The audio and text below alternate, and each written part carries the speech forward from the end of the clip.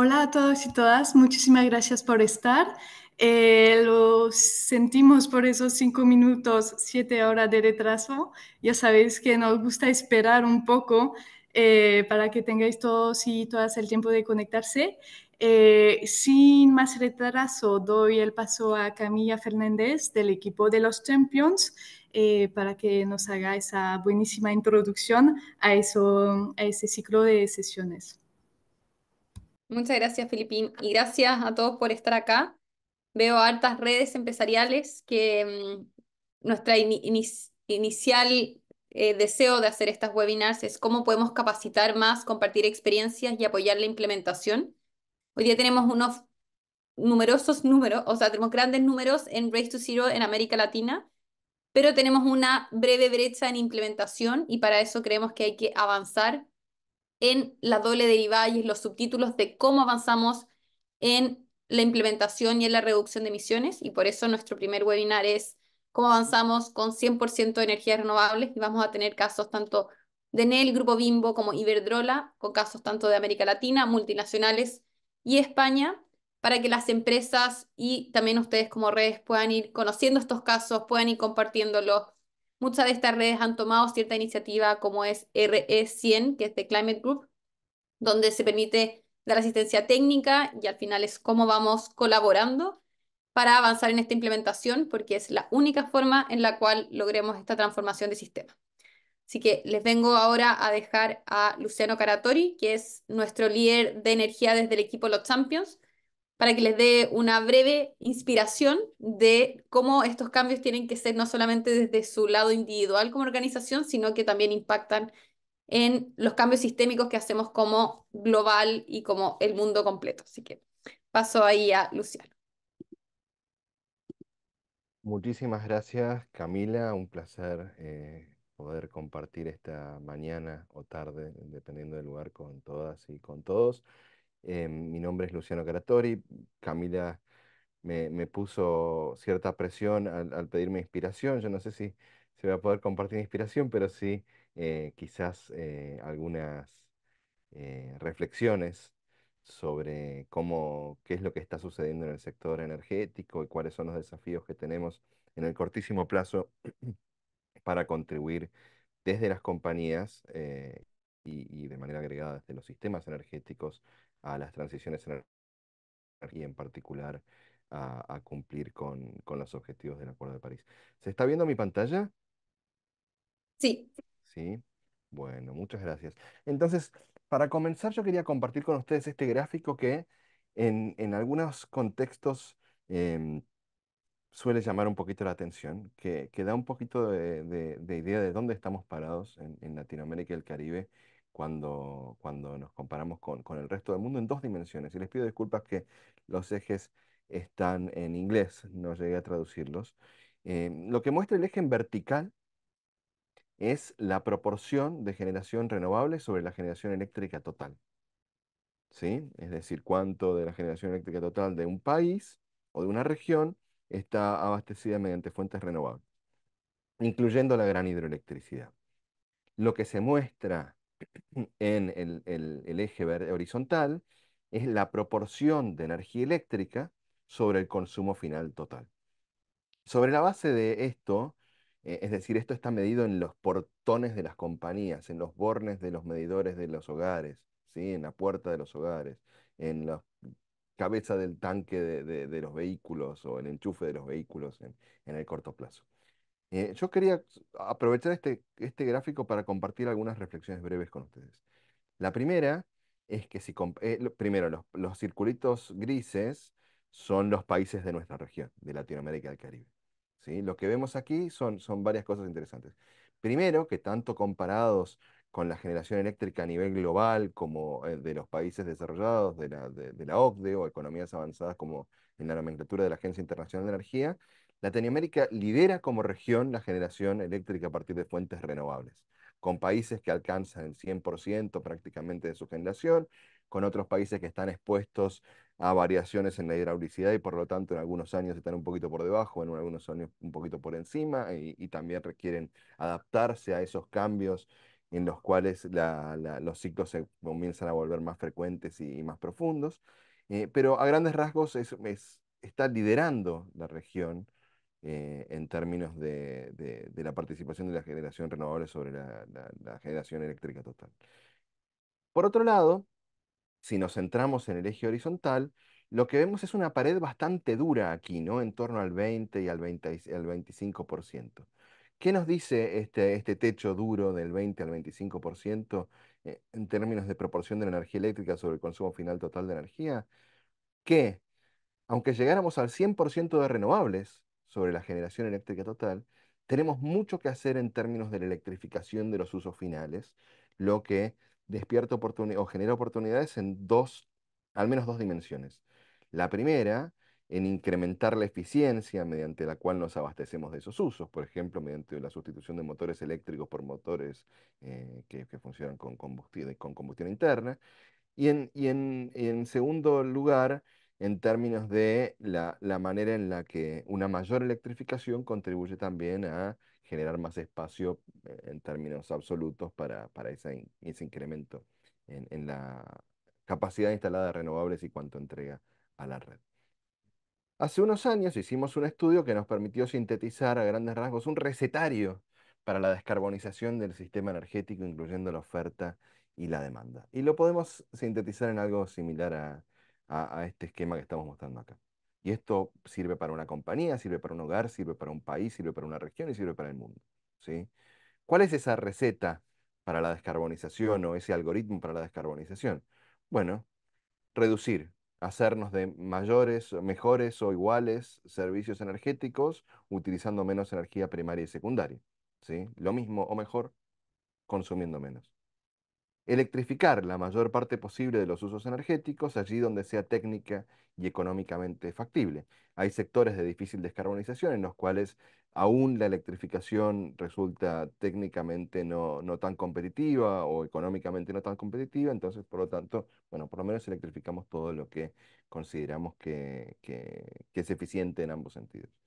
Descarbonizar esa generación eléctrica, pues en la medida en la que electrificamos, metemos más presión en términos del consumo de combustibles fósiles, de la quema de combustibles fósiles para la generación, y finalmente sustituir todas aquellas fuentes en las que no hayamos podido, no haya sido técnica y económicamente posible electrificar.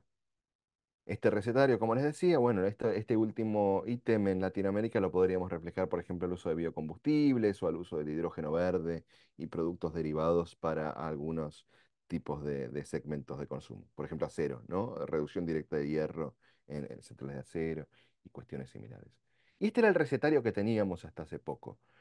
Ahora, en diciembre del año pasado, ¿fue noviembre o diciembre? En noviembre del año pasado, luego de una campaña global muy exitosa e intensa, impulsada mucho por el sector público, pero también con una participación muy importante del sector privado, 132 países acordaron duplicar la tasa de mejora de eficiencia energética hacia el año 2030 y triplicar la capacidad instalada de generación de energía eléctrica renovable hacia 2030.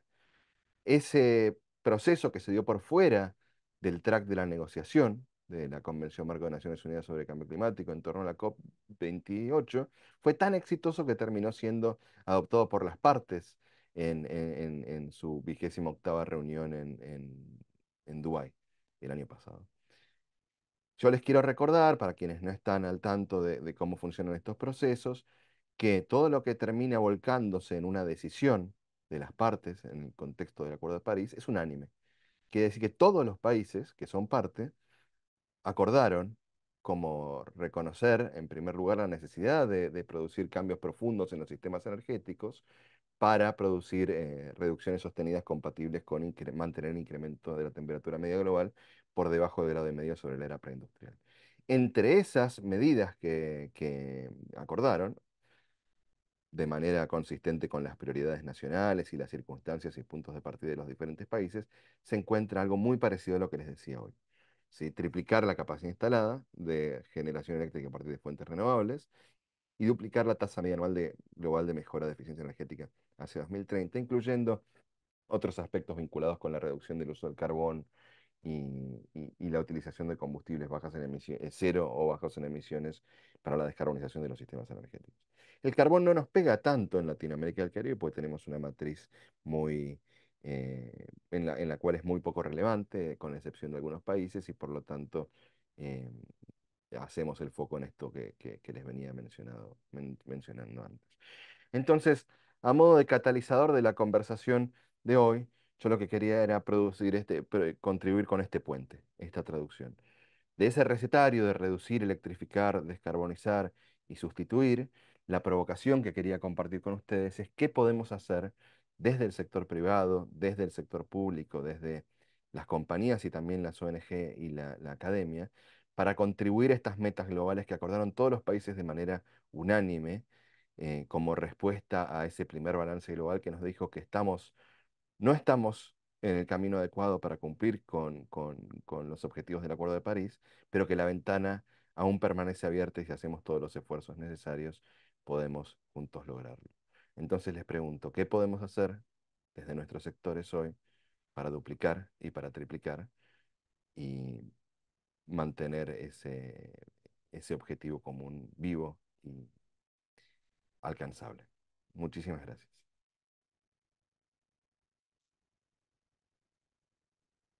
Muchas gracias, Luciano, por tu presentación.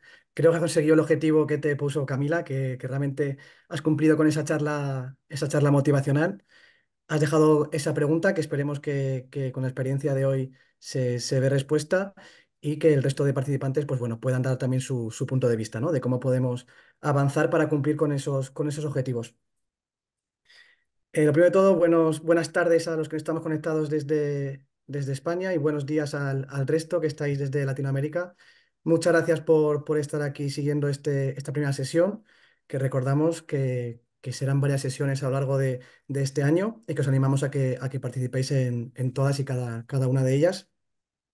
Soy John Moreno, responsable de la Comunidad por el Clima en ECODES.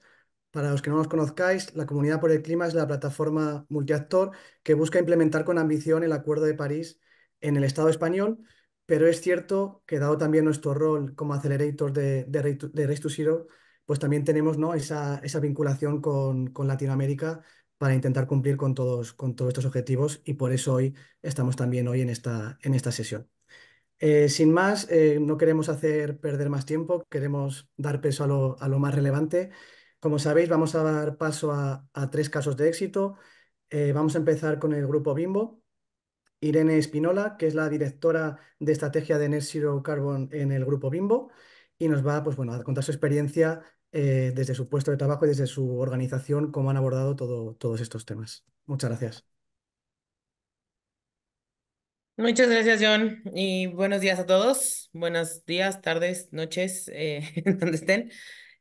Pues bueno, como Grupo Bimbo, para los que no nos conocen, Grupo Bimbo es la panadera más grande del mundo, ¿no? Nacimos en 1945 y desde su fundación, pues la sustentabilidad fue una parte importante de la compañía, siempre ha sido una prioridad y parte de nuestra columna vertebral.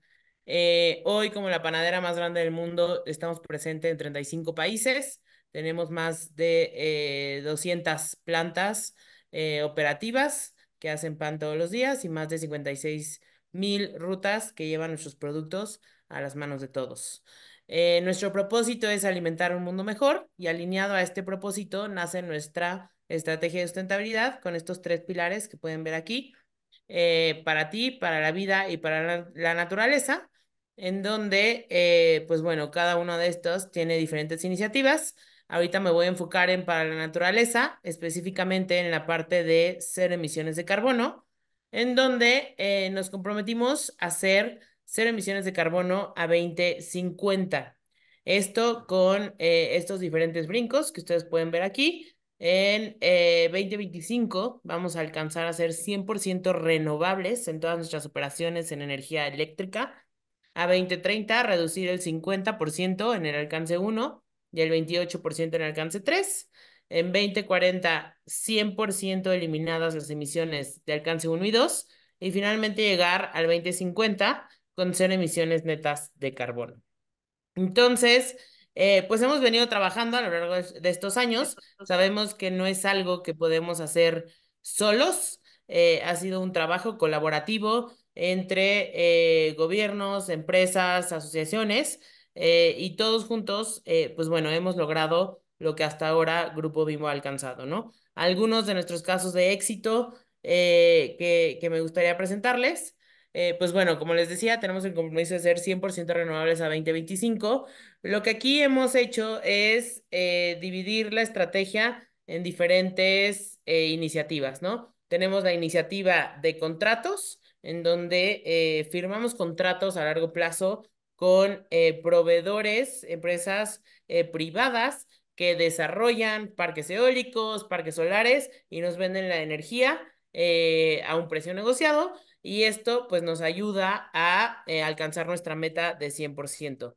Por otro lado, está la iniciativa de inversión, en donde utilizamos nuestro CAPEX para poner paneles solares junto con el almacenamiento en el techo de nuestras plantas.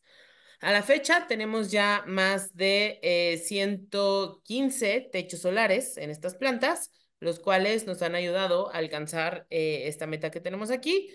Tenemos la parte de certificados de energía renovable, en donde las regulaciones hoy no están del todo desarrolladas. Sin embargo, se permite impulsar energías renovables a través de privados mediante la compra de certificados. Esto incentiva a que más parques eólicos, más parques solares, en general energía renovable, se siga desarrollando y se siga construyendo en estos países, a pesar de que no la puedas comprar directamente a la red, ¿no?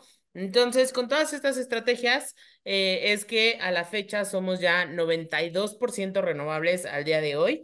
27 de los 35 países en los que operamos ya son 100% renovables, ¿no? Y seguimos avanzando en estas metas. Junto con la parte de energía renovable, a mí siempre me gusta presentar la parte de electromovilidad, ¿no? Porque nosotros metemos vehículos eléctricos, tenemos la flotilla más grande de vehículos eléctricos en Latinoamérica, y me gusta presentarla porque para mí un vehículo eléctrico es solo cero emisiones de carbono si está alimentado por energía limpia, ¿no? Entonces, todos nuestros vehículos eléctricos siempre van a ir alimentados de energía limpia, y por eso es que va junto con pegado con nuestra estrategia de energía renovable. Y al mismo tiempo, pues tenemos nuestro pilar de innovación, en donde vamos implementando nuevas tecnologías en búsqueda, investigación y desarrollo de estas para poder ser siempre más eficientes en nuestras operaciones en cuanto a recursos energéticos, ¿no? Cómo mejoramos el uso del gas, del diésel, cómo mejoramos el uso de la electricidad, cómo mejoramos el uso del agua, para de esta manera optimizar estos recursos y poder consumir menos. Y finalmente, nuestra estrategia de Smart Buildings, en donde nos aseguramos de tener monitoreo y medición de todos nuestros recursos, también para ser eficientes, ¿no? Ahorita, digo, lo comentaban, nosotros primero buscamos ser lo más eficiente posibles, y ya que alcanzamos esa eficiencia, ya transformamos lo que falta a energía limpia. Esa es la mejor manera, ¿no?, de seguir estos pasos, de poder alcanzar el objetivo, porque también pues tenemos que cambiar esa mentalidad y consumir menos. No es solo consumir energía limpia, sino también es optimizar nuestros recursos. Entonces, esto es lo que nos ha llevado a alcanzar nuestra meta, que al día de hoy ya va al 92% de energía renovable. No ha sido fácil, muchas barreras, muchos obstáculos. Todos los países tienen diferentes regulaciones, todos los países tienen diferentes reglas, y hay que ir aprendiendo de cada uno de ellos para poder implementar las mejores prácticas. Entonces, bueno, hasta aquí lo dejo, y finalmente nada más nuestra parte de reporteo, el cual somos 100% transparentes. Es por eso que nos unimos a la campaña Race to Zero a través de Science Based Target, y reportamos siempre a través de CDP para siempre mostrar nuestros avances de manera transparente, de manera clara, de manera sencilla y de manera abierta, y que nuestros inversionistas se sientan tranquilos que son bajo estándares internacionales reconocidos, ¿no? Así que muchas gracias, y pues te dejo el micrófono yo. Muchas gracias, Irene, por tu presentación. Ha sido muy interesante conocer cuál es la experiencia desde el Grupo Bimbo, cómo tenéis, ¿no?, esa ruta hacia la descarbonización y alcanzar el net zero hacia 2050 con metas intermedias concretas y, pues bueno, con ese objetivo de 2025 ser 100% renovable. Y muy interesante también, una vez más, ¿no?, destacar que para poder alcanzar este objetivo, pues tenemos sobre todo que como primer paso ser eficientes. Primero, pues alcanzar la eficiencia y luego ya pues poder abastecernos de energía 100% renovable. Muy interesante, muchas gracias. Vale, pues damos paso ya al siguiente caso. Miguel Ángel Muñoz, de Iberdrola, es el director de Políticas Climáticas y Alianzas y nos va a contar su experiencia en este caso, desde España. Hola, no sé si se ve la transparencia que he puesto, porque he visto los gráficos del grupo Bimbo y digo, no voy a ser yo menos. Sí, se ve. Impresionante, enhorabuena, Irene, por todo el liderazgo que estáis teniendo, ¿no? Desde el consumo, que es parte importante. Bueno, yo dejo esta transparencia de fondo un poco porque es nuestro plan, parte de nuestro plan de acción climática, para que tengáis un poco la visual. Pero como ejemplo voy a ir más allá. Yo creo que el ejemplo de Iberdrola está muy bien anclarlo a los temas que ha destacado Luciano. Cumplir con el objetivo de limitar la temperatura global, el incremento por debajo del 1,5, es un objetivo muy retador y las renovables están en el epicentro del cumplimiento de este objetivo, con el objetivo de triplicar la capacidad renovable a 2030 como uno de los grandes hitos. Pero claro, triplicar esa capacidad renovable no se puede ver como un elemento aislado, hay que conectarlo de manera fundamental con el consumo final y con la electrificación de ese consumo final, como bien comentaba, porque si tenemos un sector eléctrico con muchas renovables, pero el consumo final sigue dependiendo de combustibles fósiles y solo en alrededor de un 20% de consumo de electricidad, pues no conseguiremos ni mucho menos alcanzar esos objetivos. La visión de Iberdrola, en su caso y en su plan climático, está en esa línea, de una perspectiva muy holística. Desarrollar renovables. Nosotros tenemos ahora mismo a nivel mundial 42.000 megavatios de renovables instaladas. De esos 42.000, 22.000 megavatios están instalados en España. Es decir, que nuestro liderazgo renovable, somos el primer productor eólico a nivel mundial y también en muchos de los países en los que estamos, pero tenemos que ir mucho más allá de la instalación de renovables y creemos en la transformación del conjunto del modelo energético, aportando soluciones, como veis ahí, en redes. Tenemos pensado duplicar nuestras inversiones en redes en el horizonte 2030. No, triplicar, perdón, las inversiones en redes, duplicar la capacidad renovable hasta los 80.000 megavatios en 2030 y hacer un despliegue masivo de soluciones basadas en renovables a lo largo de los consumos finales. Hidrógeno verde, bombas de calor basadas en energía renovable, autoconsumo, etc. Es todo eso de la mano también situando la protección de la naturaleza, la biodiversidad y la transición justa en el epicentro. Por eso también daré algunos ejemplos de eso. Como ejemplos concretos, unas cifras macro antes de esos ejemplos. Nosotros en renovables en España tenemos en nuestro plan estratégico solo de aquí a 2026 vamos a invertir casi 16.000 millones de euros en renovables. Como decía, esa inversión en renovables en España no la podemos ver de forma aislada porque si no, no conseguiríamos ese despliegue. Va a ir acompañado de más de 21.000 millones de euros en el horizonte 2026 de inversiones en redes, 1.500 millones de euros en almacenamiento. Sabéis que las renovables en muchas ocasiones, en gran parte de las ocasiones, tienen un componente variable que tiene que ser integrado en el sistema energético de forma segura y para eso hace falta almacenamientos. Muy bien, estas son las grandes cifras que así vistas pueden resultar un poco frías. Por eso algunos de los ejemplos que quiero poner están vinculados al alineamiento de este despliegue renovable con la naturaleza y la sociedad. Y hay el primer programa que os quiero comentar es el programa Convive. Nosotros creemos que el desarrollo renovable debe estar profundamente conectado con el desarrollo del territorio y la protección de la naturaleza. Ahí tenemos un programa que hemos lanzado en España que tiene tres ejes. Uno de desarrollo económico y social a nivel local. Por eso todos nuestros proyectos renovables en España estamos muy conectados con los suministradores locales. Hay requisitos para contratar prioritariamente con suministradores locales. Hacemos labores y cursos específicos de formación para involucrar a las comunidades locales en estas plantas, en estas actividades. El segundo eje es la protección a la biodiversidad.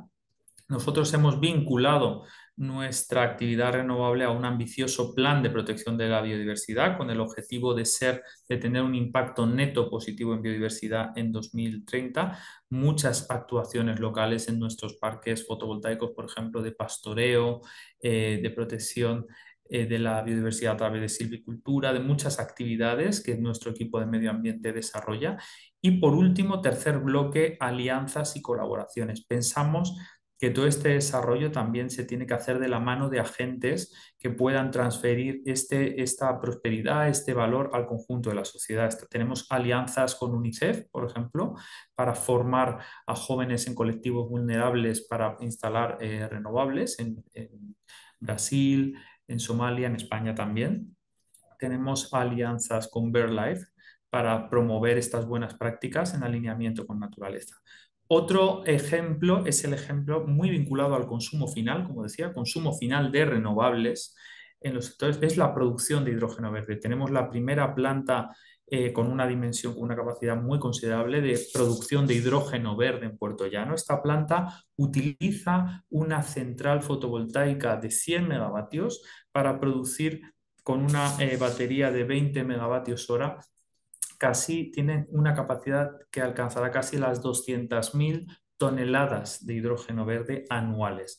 Ahora mismo esta planta está ya operativa y está produciendo hidrógeno verde que sirve para producir fertilizantes. Esto es una planta que se ha hecho en alianza con Fertiberia. Un tercer ejemplo es la alianza Q0. Hemos impulsado desde Iberdrola una alianza empresarial con la industria pesada en España. Ya hay 40 empresas adheridas, cementeras, sector papel, sector químico, para acompañar a esas industrias intensivas en energía, ofreciéndoles soluciones descarbonizadas en sus procesos. En muchos casos bombas de calor, sustituir calderas de gas por bombas de calor, procesos más eficientes, eficiencia lo primero como principio de partida. Y por último, una alianza multiagente en la que hemos impulsado desde Iberdrola mucho, desde el año 2014, es el Grupo Español de Crecimiento Verde. Creemos que también es importante, más allá de nuestras acciones, de nuestras inversiones, apoyar la labor de advocacy. Ahí Race to Zero es muy importante con la quinta P, esta de Persuade de Race to Zero, y ahí el Grupo Español de Crecimiento Verde lo que hace es participar en la conversación pública. Ahí están las principales empresas españolas de todos los sectores, BBVA, sector financiero, Telefónica, Telecomunicaciones, Acciona, Iberdrola, Energía, para apoyar al gobierno en esa transición ecológica, promover desde el sector privado esa ambición, ese ciclo de la ambición para que la energía, pues, los objetivos del sector energético, los objetivos climáticos sean realmente ambiciosos y se acelere el despliegue. Estos son un poco los ejemplos que quería compartir, una visión no solo de despliegue renovable, sino de acompañamiento de ese despliegue a lo largo de distintos sectores de negocio, del consumo final y de la advocacy. Gracias. Muchas gracias, Miguel, por tu presentación. Ha sido muy interesante y sobre todo saber cómo desde Iberdrola, no solo abordáis lo que decís, el despliegue de las renovables, sino también otros puntos muy importantes como es realmente que el consumo final se electrifique o se utilice energías renovables como puede ser para la industria pesada, ¿no? Con el tema del hidrógeno verde. Muchas gracias. Damos el siguiente paso, en este caso a Isabela, de Enel. Ella es la directora de Relaciones con Inversores y del Control de Riesgo en Chile. Y nada, Isabel, te damos paso ya para que puedas presentar. Muchas gracias. Per- Perfecto. Buenos días a todos. Un gusto saludarles o buenas tardes, ¿no? Acá en Chile, buenos días. Bueno, acá la idea de la presentación, una perspectiva también un poco distinta, ¿no? Entonces, mis colegas Miguel y Irene hablaron un poco, ¿no? de las estrategias y acá un poco traeré a ustedes ao que como nosotros en Chile estamos involucrando también nuestros inversores, ¿no? En esta ruta a descarbonizar 100% en nuestra matriz, ¿no? Como Chile, no sé si todos conocen, pero tenemos aún, eso está cambiando, una presencia muy importante de la parte de carbón, ¿no? Entonces, aquí un poco la idea de mostrarles o que nosotros hemos hecho esa propuesta de valor a nuestros inversionistas, ¿no?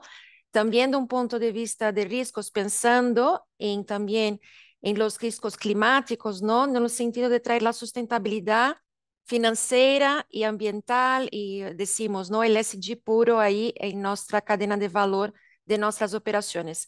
Acá muy rápidamente, entonces nosotros somos en el Chile, estamos presentes en Chile. Hoy en Chile somos el mayor player do ponto de vista renováveis y también tenemos presencia que es muy importante, que a veces no discutimos tanto, pero que es algo súper relevante en la parte de grids, ¿no? O sea, no adianta solamente la parte inicial, ¿no? Que sería la generación, estar, decimos, ¿no? 100% green, pero también pensar en cómo se hace esa distribución al cliente final y que ese cliente también puede estar electrificado, ¿no? Entonces, esta es la cadena de valor que estamos acá.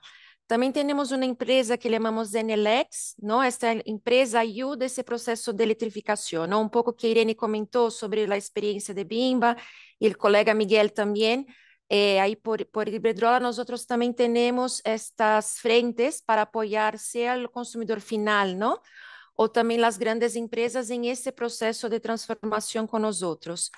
Voy a pasar rápidamente, tengo una presentación acá, pero me gustaría de mostrar un poco de esta evolución en Chile, ¿no?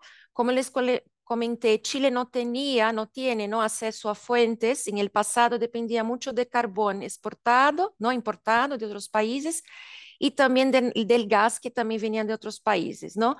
Chile empezó un proceso de evolución, tiene metas claras como país, ¿no? De dónde quiere llegar, entonces quiere llegar a la neutralidad 2050. También tiene ahí un plan claro de la decarbonización, ¿no? De toda la flota de carbón en Chile hasta 2040 y tiene mejores esfuerzos a 2030. También está con empuje en políticas públicas claras para la electrificación, sea la electrificación del usuario final, por ejemplo, eléctrico cars o buses, o hasta otros tipos que son, llamamos hard to abate, ¿no? Y llegar a 80% de renovável a 2030. Y esto casa muy bien con nuestra estrategia como Enel, ¿no? Entonces, hoy nosotros fuimos el primero, decimos, grande grupo de generación a cerrar 100% de sus plantas a carbono, o sea, hoy en el país no tenemos más, y no es cerrar como vender solamente, no es cerrar, es un trabajo que fue hecho en Just Transition, ¿no? De una colaboración y un involucramiento, capacitación, tanto de nuestros empleados, ¿no? O también proveedores que estaban, decimos así, trabajando en esta cadena del carbón, pero también de la comunidad final, ¿no? La población que estaba ahí cercana a nosotros, ¿no? También tenemos hoy como, decimos, una ambición de cerrar, ¿no? Salir de la parte de gas a 2040 y tenemos metas claras en relación a esto. Acá un poco la línea, ¿no? Do que pasamos. Entonces, de 2016 empezamos con la integración de renovables, ¿no? O sea, un despliegue mayor de renovables hasta llegar en este periodo que llamamos de decarbonización 2020-2023, cuando cerramos todas nossas plantas a carbono, empezamos a também a publicar, hasta do ponto de vista de nossos inversores também, uma curva clara, no metas claras em relação ao Scope 1 de redução de CO2 emitido, não? E aqui o que é importante, nós temos também aqui plantas a gás, que entendemos que é uma planta, não? O gás é necessário para esta transição a full renewables, voy a hablar un poquito de eso, por qué entendemos esto, ¿no? Y siguiendo ahí con las plantas a carbón.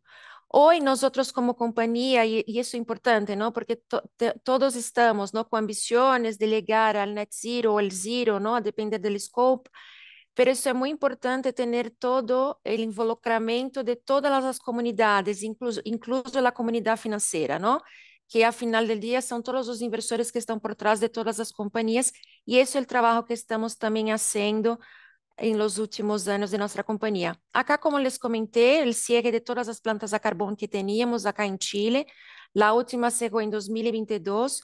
Aqui les mostro um pouco a Scope 1, as metas que temos. Essas metas estão também vinculadas a algumas emissões que hacemos, sejam com bancos comerciais ou sejam outros instrumentos de deuda. Isso também é algo interessante, ou seja, também trazendo um involucramento maior e vincular não, esta nossa ruta estratégica também a nossos processos de inversão, aí justamente para seguir crescendo em renewable, não? Acá um pouco o que les comentei del Just Transition, não vou entrar em detalhes, pero acá é algo muito importante, não? Quando falamos de la transição, não podemos nos olvidar, não, que temos tanto nossos provedores, nossas pessoas que estavam aí trabalhando, não? Ou seja, sua fonte de renta era associada a este tipo de atividades. Então, se falamos de 100% renewable, não? Também necessitamos pensar da capacitação, do involucramento, de vincular essas comunidades, não? E buscar aí alianças e colaborações para que esse processo também não traga um impacto às comunidades. Isso é algo muito importante e é algo que seguimos fazendo aqui. É um trabalho que não está finalizado, é um trabalho que sigue. E como Chile, como les comentei, não, como Chile aún depende de carbono, mais ou menos como 13%, de 10 a 15%, depende aún de carbono a nível país. Ou seja, esse trabalho é um trabalho muito importante aí para embarcar e involucrar as comunidades, ok? Acá um pouco de o que estamos, não? Um pouco de nossa expansão renewable hoje. E vou passar aqui hasta por el tempo, um pouco quais são as metas que temos para 2026. Falei um pouco de 2030, 2040, pero algo mais curto prazo, não? Então, o que é importante? Quando falamos de la 100% de renewable, hoje necessitamos pensar o quê? Em tecnologias flexíveis, não? Então, hoje o que temos em manos, não? Mais claramente, por que isto, não? La energía solar genera durante el día, ¿no? La eólica puede generar durante el día en la noche, pero tiene una volatilidad. Y tenemos que garantizar la electrificación del consumidor final, o sea, el consumidor final necesita tener la energía cuando necesita, ¿no? Muchas veces a depender de la industria 24/7, o sea, necesita de la energía 24 horas del día, o hablando de residenciales, ¿no? Necesita más durante el día, durante la madrugada, no tanto. Pero como que hacer isso com as energias 100% renováveis? E aí entra o papel, não, em nossa visão, o rol importante del gás, não, aunque tenha uma emissão, pero uma forma mais rápida de podermos, não, cada vez mais ter a desconexão de las térmicas a carbono, hablando acá por Chile, ok?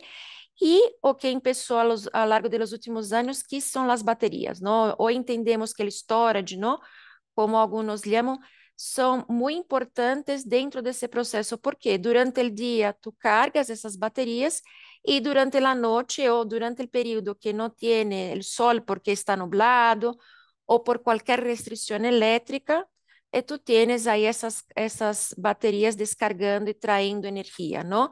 Isso saca toda a volatilidade que temos de um ponto de vista de operação da rede e permite essa contínua eletrificação. Então, nós hoje, como Grupo Enel em Chile, temos aí um plano, um CAPEX associado, não? E grande parte, como podem mirar aqui, deste CAPEX está associado ao que chamamos dessa flexibilidade, não? Que vem por essas novas tecnologias. Pero hablando um pouco de nós outros, não?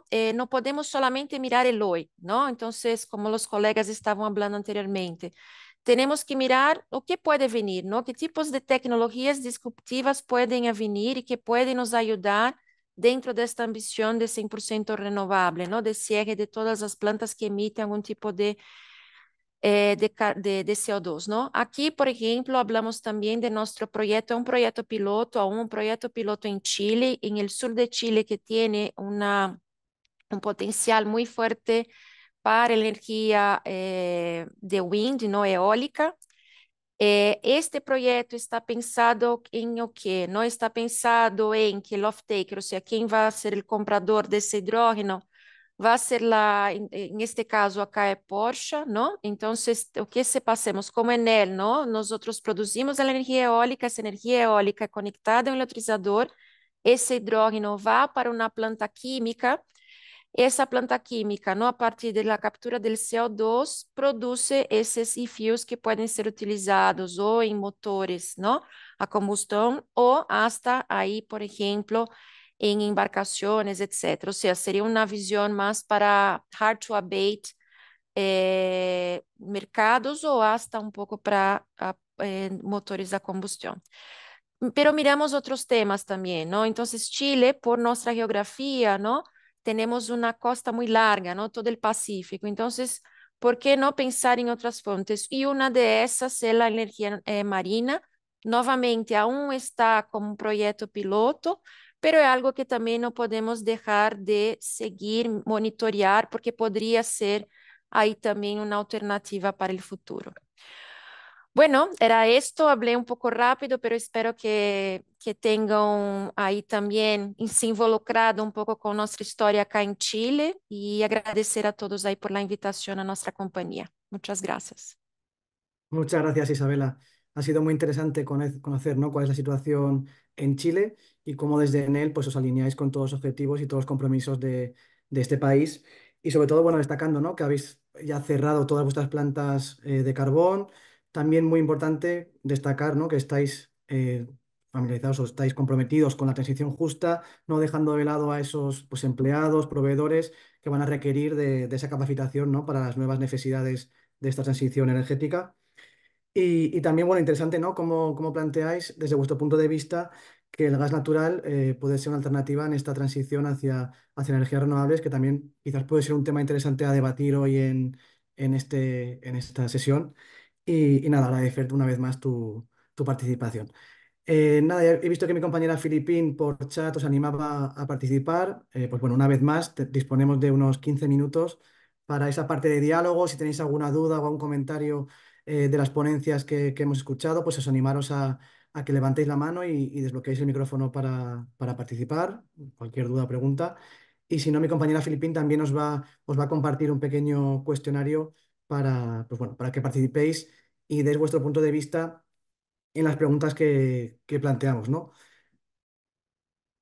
La cuestión es, las energías renovables desde tu empresa o desde tu experiencia y tu perspectiva, la primera pregunta de todas sería enfocada a que de 1 al 4, ¿con qué facilidad veis un abandono de los combustibles fósiles hacia transición, ¿no?, hacia energía renovable desde tu empresa o sector?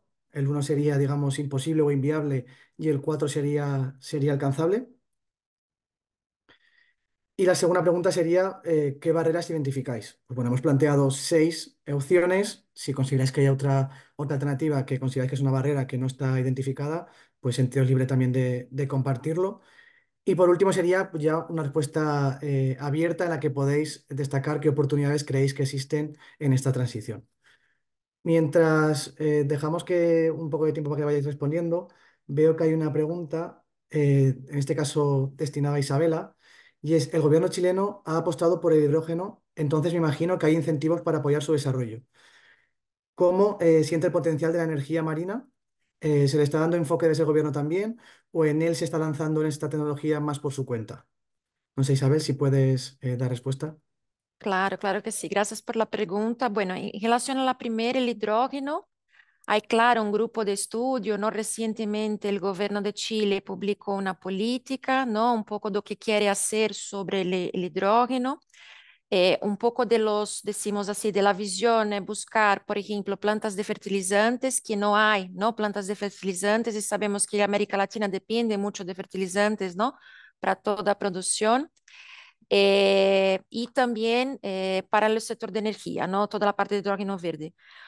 Nosotros hoy tenemos ese proyecto piloto, aún pensando en larga escala, ¿no? Aún tenemos algunos desafíos do punto de vista del hidrógeno. El primero viene por el tema agua, ¿no? Entonces, el hidrógeno se necesita mucha agua.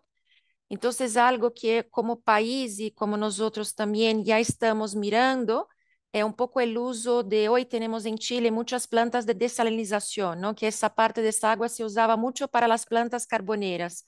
Entonces, ¿por qué no utilizar, dado que estamos teniendo el cierre de las plantas a carbón, por qué no utilizar esta agua para la producción del hidrógeno, ¿no? Entonces, ese es un poco lo que estamos mirando, pero aún estamos, decimos, en el empiezo, ¿ok? Hay un potencial, hay una oportunidad, pero para Chile aún el empiezo. Cuando hablamos de energías marinas, nosotros no necesariamente existe un incentivo público por parte del gobierno de Chile, pero sí algo que nosotros ahí con alianzas y colaboraciones, ¿no? Con universidades, é algo que pensamos que podría ser un futuro. Entonces, por eso empezamos las primeras mediciones acá en Chile. ¿Ok? Muchas gracias, Isabela. Creo que ha sido bastante clara la respuesta. No sé si hay alguna pregunta más en el chat o si alguien quiere pues bueno, participar de viva voz.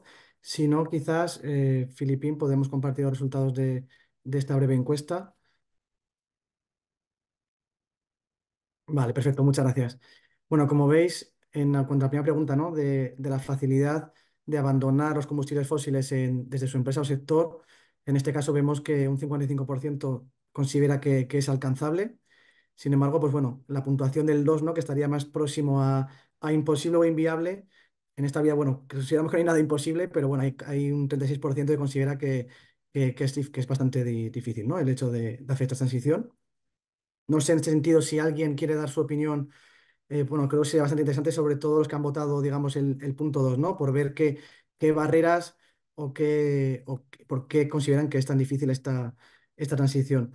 Si no, si nos basamos en la segunda pregunta, que es donde ya dábamos opciones de barreras que identificáis, principalmente destacáis lo que son la falta de políticas e incentivos, que también, pues bueno, sigue la línea, ¿no? Que de la pregunta que habían hecho a Isabela, de esos incentivos por parte de los países para poder cumplir estos compromisos y acelerar la transición.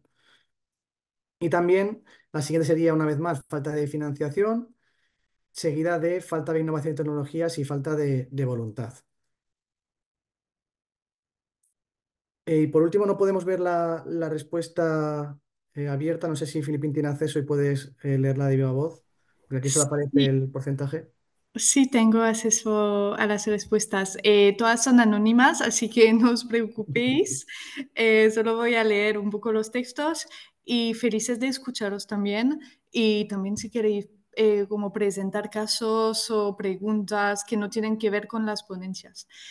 Una persona dice que las oportunidades que existen son independencia energética, seguridad energética, mitigación y adaptación. Otra habla de la maquinaria de obra que utilizamos en nuestras operaciones, hablo con su voz, que no tienen opción a su electrificación para descarbonizar completamente nuestra cadena productiva. Así que compensar, según esa persona, sería la única opción. Felices de hablar de eso, ¿no? De ver cómo aún nos falta tecnología e innovaciones para descarbonizar toda la cadena de valor. Luego otra persona habla de mayor resiliencia, competitividad, creación de valor y seguridad en el suministro, perdona, energético al depender menos de combustibles fósiles sometidos a una fuerte volatilidad e incertidumbre. Es cierto que ahora, hace poco salió un artículo en un periódico español mostrando que el precio de la energía solar ya es tan bajo que casi no atrae a los inversores, ¿no? Muy interesante, creo. Luego, otra respuesta sobre el cambio de medios de transporte y de logística a una cadena de cero emisiones. Una persona dice que en su sector no tiene suficiente conocimientos para valorarlo correctamente y creo que ese es un tema muy importante de cómo dar apoyo a cada sector para que cada sector pueda hacer su transición. Y luego otra persona dice casi lo contrario, que ya están disponibles las oportunidades y que hay que hacer esa transición. Me gusta el ánimo en ese. No, sé que entre los participantes veo otras redes sostenibles que hacen mucho. No quiero nombraros para poneros como en el foco, pero sé que estáis por aquí. Me gustaría mucho escucharos. También reconozco empresas, grandes empresas que también hacen. y si tengo que nombraros, lo haré.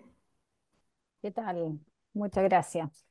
Yo, de hecho, quería hacer una pregunta antes de que pasáramos a esta etapa a Isabela, eh, con respecto a la reconversión laboral, porque efectivamente en Chile estamos, como pueden saber, muy avanzados en lo que es el proceso de descarbonización en general, pero muy incipientes en el tema del hidrógeno y en el almacenamiento también, ¿cierto? Entonces, y por supuesto que todo esto ha generado mucha fricción social, ¿ya? Y claro, uno dice se cierra una central, se disminuyen las emisiones, pero con eso se dejan a personas y familias sin trabajo, etcétera. Entonces, bueno, Iberdrola lo mencionó, Isabela también, el tema del trabajo con las personas, con las reconversiones laborales, etcétera. Entonces, quería, Isabela, si puedes contar un poco más, profundizar, porque algo contaste, pero fue como el headline, ¿no? Pero una bajada, doble clic a lo que están haciendo. Claro que sí. Mira, nosotros, las centrales, ¿no? Nosotros que cerramos son como, son tres, fueron tres centrales, ¿no? Una primera, dos que están muy cercanas una de la otra y la tercera no tanto, ¿no? Entonces, en realidad, nosotros somos una de las primeras compañías a hacer ese proceso de cierre acá en Chile, ¿no? Entonces, el primero, con nuestros empleados, ¿no? Directamente empezamos, ¿no? A primero a recapacitarlos, ¿no? Y conversar con ellos en el sentido, mira, estamos con este plan de cierre de nuestra planta y si había o no interés, porque también hay esto, ¿no? De nuestros empleados de hacer ahí una migración para un otro sector con una capacitación. Muchos lo han aceptado, no solamente han quedado en el sector, decimos, de energía, han, por ejemplo, ido a trabajar con la parte de distribución también, ¿no? A depender del conocimiento. Y algunos prefirieron eventualmente no seguir y hasta por un tema de localización, etcétera. Entonces, eso que hicimos primero con nuestros empleados, María Teresa, exactamente una conversación individualizada, entender un poco qué momento y qué de su carrera profesional estaban, ¿no? Y si había o no interés de esta capacitación y de esta movilidad, eventualmente para otra área de operación. Este fue el primero. Con nuestros proveedores igual, ¿no? Porque también trabajamos con muchos proveedores en el sentido de ir ya preparando nuestros proveedores, solicitando que también nuestros proveedores fueran ahí también con directo acceso a sus empleados. Y a depender de la función, María, tú tienes, ¿no? Entonces, eran personas que trabajaban con temas exactamente de transmisión, de la distribución, de la parte eléctrica, algo que el proveedor también puede ahí de alguna forma se movilizar y cambiar. O que era más difícil era aqueles que eram muito específicos, por exemplo, provedores que trabalhavam na carga de carbono, por exemplo. Aí é muito, não? Porque estavam na logística de carbono. Pero isso foi hecho também um trabalho e fomos avisando, não, esses provedores para que pudessem se recolocar ou suas pessoas também. Eu creio, Maria, um pouco, nós outros teníamos três plantas, não? Pero como Chile, temos uma capacidade aberta muito larga, então el desafío será un poco como país cómo encontrar esta solución, ¿no? Porque aquí estamos hablando de una empresa, ¿no? Haciendo esas alianzas, colaboraciones hasta con universidades también para el preparo de esos profesionales. Pero estoy totalmente de acuerdo contigo que hay un desafío muy grande a nivel país, ¿no? Porque si llegarmos cada vez más, ¿no? Decimos, a la ambición como país de 2030, falta un poco tiempo, ¿no? Estamos hablando de 6 años, 5 años, ¿no? Ahora, si hablarmos, ¿no? De 2040, también hay un paso. Y ahí, por fin, solo para complementar, otro tema también que es importante de las comunidades, ¿no? Entonces, ¿qué utilizo vamos dar a esta área, ¿no? Para capacitar también la comunidad. Y eso es algo que también estamos haciendo también de uma certa forma, involucrando a comunidade, de que forma que podemos ligar em algo comum que haga sentido também. E Europa é um exemplo muito bonito, não?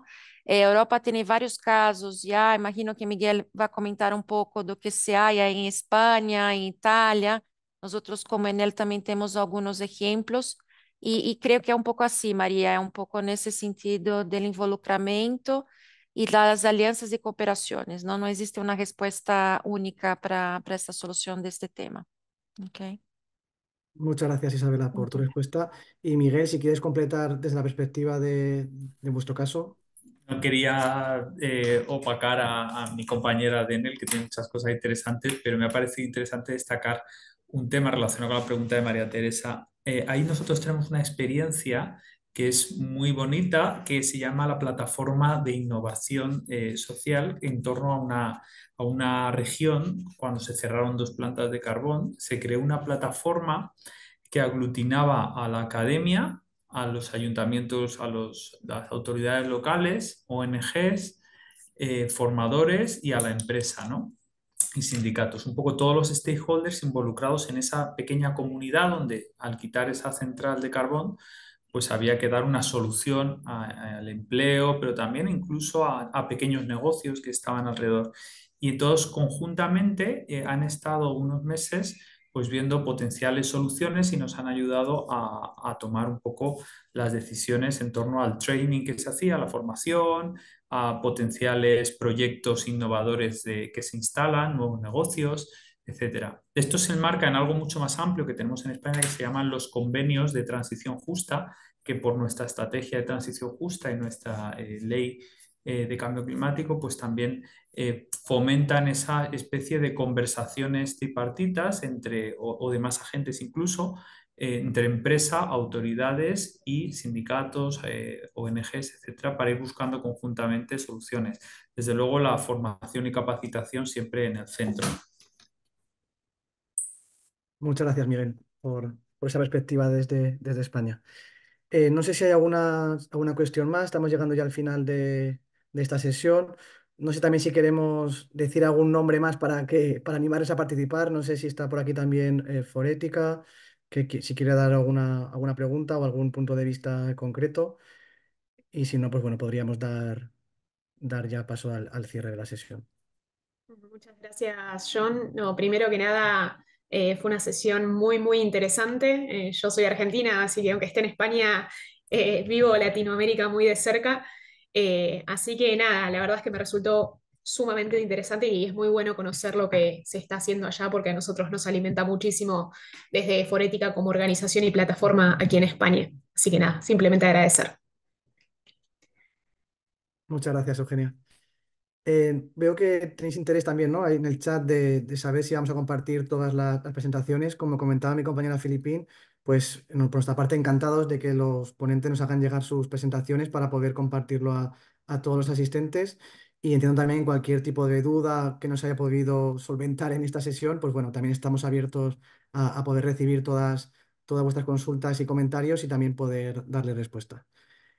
Eh, por no dilatarnos mucho más tiempo, te doy paso, Camila, por si quieres hacer el cierre de la sesión.